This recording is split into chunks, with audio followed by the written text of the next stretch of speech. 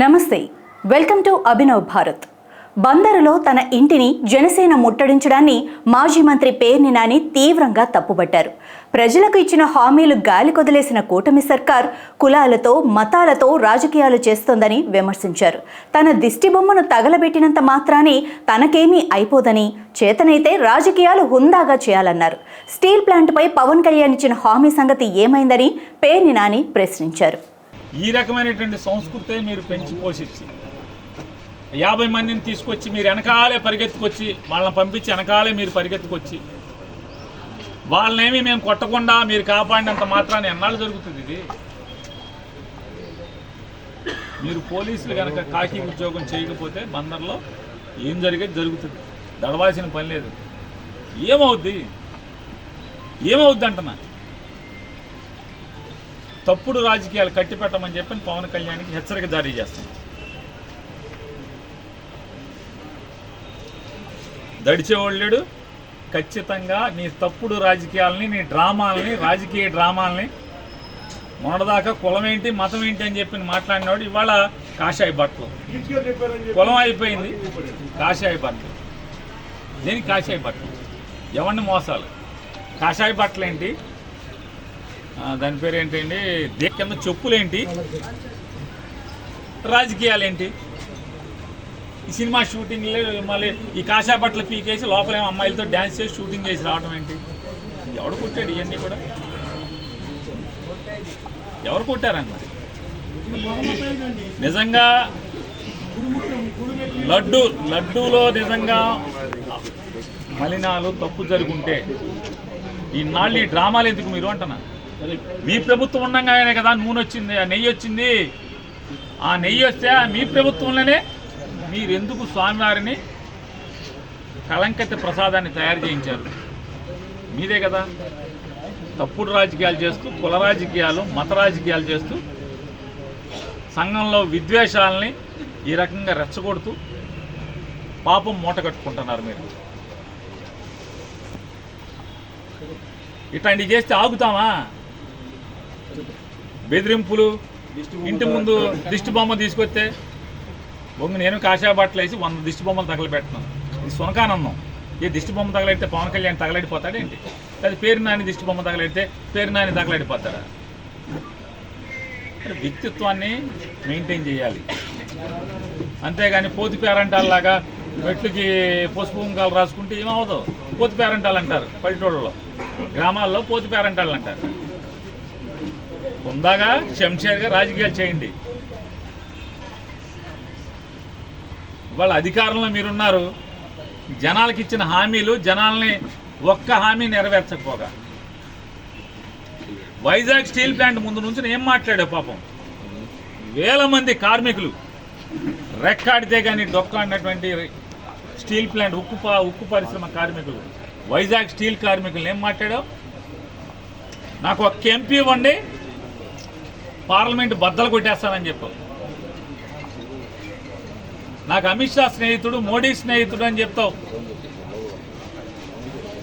వాళ్ళ steel plant అమ్మేస్తుంటే నీ దగ్గర 2 ఎంపీలు, నువ్వు ఉప ముఖ్యమంత్రి, ప్రభుత్వమే ఉంది, ఒక రాష్ట్ర ప్రభుత్వం ఉంది, నీ మీద ఆధారపడి కేంద్రం బతుకుతుంది. కానీ నువ్వు కానీ చంద్రబాబు నాయుడు గారు కానీ మీ ఇద్దరు స్టీల్ ప్లాంట్ ఊసెత్తుతున్నారా? మాట్లాడుతున్నారా? ఆటికి చేసుకోండి ప్రాయశ్చిత్తాలు. పాపాలు చేశారు కదా, స్టీల్ ప్లాంట్ కాపాడుతానని సొల్లు కబుర్లు చెప్పారు కదా, వాటికి ప్రాయశ్చిత్తం చేసుకోండి. లేదా ప్రజలకి హామీలు ఇచ్చారు, హామీలకి ప్రాయశ్చిత్తం చేసుకోండి. 100 రోజులు అయిపోయింది, మీరు వచ్చి 4 మాసాలు, 120 రోజులు అయిపోతుంది. 100 రోజులు మీరు అధికారంలో కులుగుతూ, పవన్ కళ్యాణ్ గారు ఎన్నికల ముందు చెప్పారు, నేను గెలిచిన 24 గంటల్లో సుగాలి ప్రీతి చావు మీద, లేదా అమ్మాయి కనపడలేదో, చచ్చిపోయిందో, అమ్మాయి మనిషి కనపడతలేదు, ఎఫ్ఐఆర్ కేసు కట్టిస్తానన్నారు. 100 రోజులైంది, ఏది సుగాలి ప్రీతి కేసు ఏమైంది?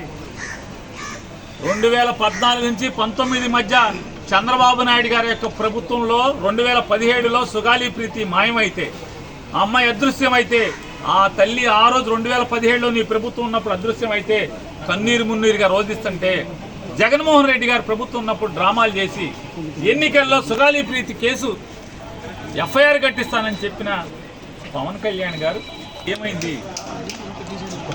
30,000 మంది ఆడపిల్లల్ని ఇంటికి తెస్తా అన్నారు. ఏ ఆడపిల్లని తీసుకొచ్చి ఎవరికి అప్పచెప్పారు? ఎన్నికల ముందు మాట్లాడారు కదా, జగన్మోహన్ రెడ్డి గారి ప్రభుత్వంలో 30,000 మంది ఆడపిల్లలు మిస్ అయిపోయారని, నేను వస్తే వాళ్ళందరినీ ఇంటికి తీసుకొస్తానని. 100 రోజులైన దాటినా కూడా మీకు ఆడపిల్లలు మీ దృష్టి కలగట్లేదా? ఆ రోజు మాటలు కనపడతలేదా? ఏంటంటే మీ తప్పుల్ని మీ పాపాలని మీ మోసాలని ప్రశ్నిస్తానే ఉంటాం.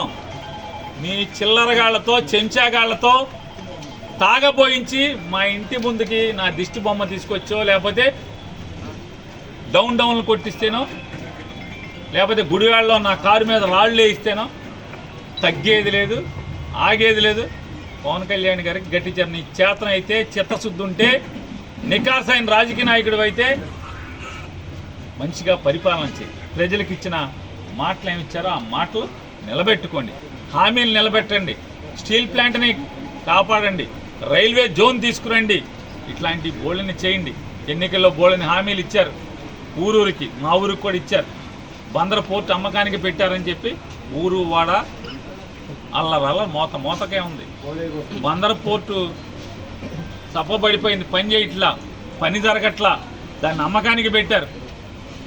కానీ పాపాలాపి మెడికల్ కాలేజీ జగన్మోహన్ రెడ్డి గారు ఆ కాలేజీకి అయ్యే ఖర్చు ప్రభుత్వం మీద భారం పడకుండా ఉంటాకి సుమారుగా 150 సీట్లలో 20 సీట్లు, అది కూడా ఎంసెట్ ద్వారా మెరిట్ ప్రకారం 20 లక్షల ఫీజు కట్టుకోండి అని చెప్పి కాలేజీ మెయింటెనెన్స్ కోసం పెడితే, ఇవాళ బందర్ మెడికల్ కాలేజీని కూడా అమ్మకానికి పెట్టినటువంటి ప్రభుత్వం మీది.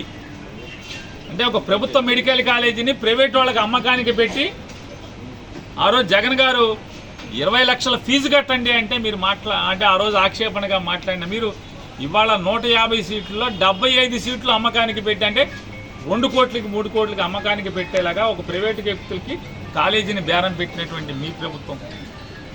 వాటిని సరిదిద్దండి, అట్లాంటి తప్పులు సరిదిద్దుకోండి. నాయకులారా, మీ పనితనం మీ అధినాయకులకు తెలియజేయాలనుకుంటున్నారు. ప్రజలారా, మీ సమస్యలను మీ నాయకులకు తెలియజేయాలనుకుంటున్నారు. ప్రజా సమస్యల పరిష్కార వేదిక మీ అభినవ్ భారత్.